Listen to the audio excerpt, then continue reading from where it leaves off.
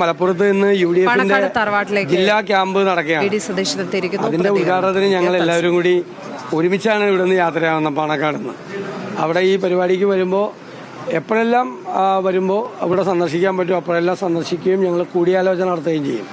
കാരണം ഇന്ന് ഞങ്ങളുടെ ഏറ്റവും വലിയ കരുത്തെന്ന് പറയുന്ന ടീം UDF ആണ്.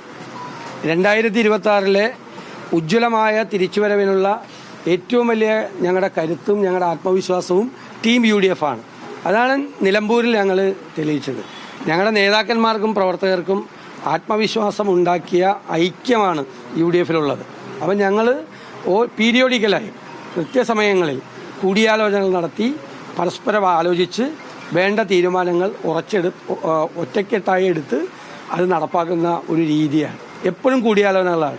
എല്ലാ മാസവും UDF യോഗങ്ങൾ ചേരും, പരസ്പരം ആലോചിക്കും, എല്ലാം പരസ്പരം പങ്കുവെച്ചുകൊണ്ടുള്ള ഒരു മുന്നേറ്റമാണ് ഞങ്ങൾ നടത്തുന്നത്. ആ തെരഞ്ഞെടുപ്പിനുള്ള മുന്നൊരുക്കങ്ങളുടെ തയ്യാറെടുപ്പുകളുടെ ഭാഗമായിട്ടാണ് മലപ്പുറം ജില്ലയിൽ ഈ ക്യാമ്പ് നടക്കുന്നത്. UDF വിപുലപ്പെടുത്തും ഈ തദ്ദേശ തെരഞ്ഞെടുപ്പിനും നിയമസഭാ തെരഞ്ഞെടുപ്പിനും മുമ്പിൽ അതിന്റെ ചർച്ചകളൊക്കെ നടക്കുന്നുണ്ടോ? അല്ല, ഞാൻ പറഞ്ഞല്ലോ, അത് വിസ്മയം ഉണ്ടാവും, ഒരു സംശയം വേണ്ട. തെരഞ്ഞെടുപ്പിന് മുമ്പായി UDFന്റെ വിപുലമായ അടിത്തറ വിപുലമാക്കും എന്ന കാര്യത്തിൽ യാതൊരു സംശയം വേണ്ട. പക്ഷേ ഇപ്പോൾ ഞങ്ങളതിൻ്റെ വിശദാംശങ്ങൾ ചർച്ച ചെയ്യാൻ ആഗ്രഹിക്കുന്നില്ല. അത് പിന്നീട് നിങ്ങൾക്ക് ബോധ്യപ്പെടും. ആ സമയത്ത് നിങ്ങളെ വിളിച്ചറിയിക്കുക. ആദ്യം വെള്ളാപ്പള്ളിക്ക് മറുപടി കൊടുത്തിരുന്നു, 100 സീറ്റ് അധികാരത്തിലെത്തിയില്ലെങ്കിൽ മാറും, രാഷ്ട്രീയ വനവാസത്തിന് പോകും. പാണക്കാട് സംസാരിച്ചു. അല്ല, ഞങ്ങൾ പറഞ്ഞത് തിളക്കമാർന്ന വിജയത്തിൽ UDFനെ അധികാരത്തിലേക്ക് തിരിച്ചു കൊണ്ടുവരാൻ കഴിഞ്ഞില്ലെങ്കിൽ അദ്ദേഹം പറഞ്ഞതുപോലെ രാഷ്ട്രീയമായ വനവാസത്തിന് പോകുന്നതാണ്. അത് ഞങ്ങളുടെ കോൺഫിഡൻസാണ്. ഞങ്ങൾക്ക് ഉറപ്പായി ഉജ്ജ്വലമായ ഭൂരിപക്ഷത്തോടു കൂടി തിരിച്ചു വരാൻ കഴിയും എന്നുള്ളതാണ്. അത് UDF മുന്നണിയിൽ നിർണായകമായ പങ്കുവഹിക്കുന്ന രാഷ്ട്രീയ പ്രസ്ഥാനമാണ് മുസ്ലിം ലീഗ്. അതിൻ്റെ പൂർണ്ണമായ പിന്തുണയുണ്ട്. നിങ്ങൾ നിലമ്പൂരിൽ കണ്ടതല്ലേ, ഞങ്ങൾ പറഞ്ഞപ്പോൾ നിങ്ങൾ വിശ്വസിച്ചില്ലല്ലോ. ഒറ്റ പാർട്ടിയായിട്ടല്ലേ പ്രവർത്തിച്ചത്? ഒറ്റ പാർട്ടിയായിട്ടാണ് പ്രവർത്തിച്ചത്.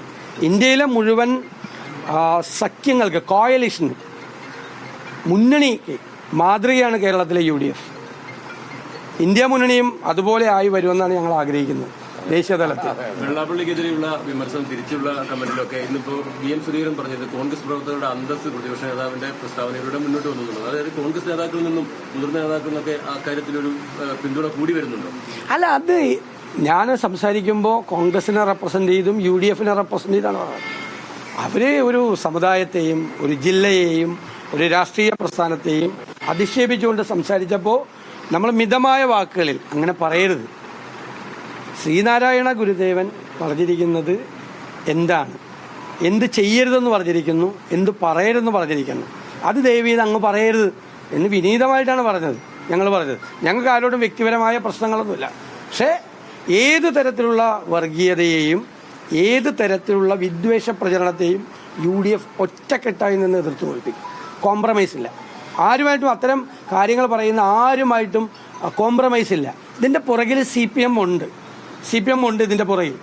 പക്ഷെ CPM ഒരു കാര്യം ആലോചിക്കേണ്ടത്, മുസ്ലിം ലീഗിൻ്റെ ഒരു പ്രസക്തി എന്താണ് എന്ന് തിരിച്ചറിയണം. മുസ്ലിം ലീഗ് ഉണ്ടാക്കിയിരിക്കുന്ന ഒരു രാഷ്ട്രീയ പരിസരമുണ്ട്. മുസ്ലിം ലീഗിന് തീവ്രത പോരാ എന്ന് പറഞ്ഞുകൊണ്ട് വന്ന എല്ലാ ശക്തികളെയും പ്രോത്സാഹിപ്പിച്ചുള്ള CPM ആണ്. INL വന്നപ്പോൾ INL പ്രോത്സാഹിപ്പിച്ചു. മുസ്ലിം ലീഗ് പോരാ എന്നാണ് പറഞ്ഞത്, അല്ലേ? NDF വന്നു, പോപ്പുലർ ഫ്രണ്ട് വന്നു, മത രാഷ്ട്രവാദം ആദ്യകാലം എത്തിയ പ്രതിപക്ഷ നേതാവ് മാധ്യമങ്ങളെ കാണുകയായിരുന്നു. ടീം UDF അതിശക്തമായി തിരിച്ചെത്തും എന്ന ആത്മവിശ്വാസമാണ് അദ്ദേഹം പങ്കുവയ്ക്കുന്നത്.